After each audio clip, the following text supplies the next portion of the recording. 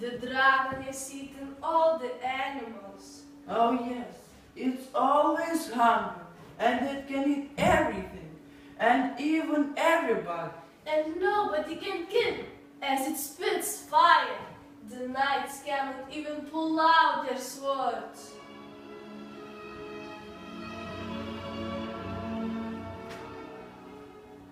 I've got a plan how to kill the dragon. But you're just a shoemaker. How can you do it? I'm going to prepare a special meal for the dragon.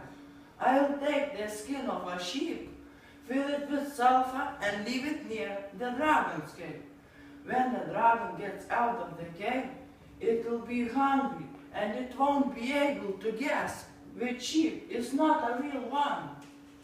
Just a brilliant idea. I pray for you, my boy. Good luck.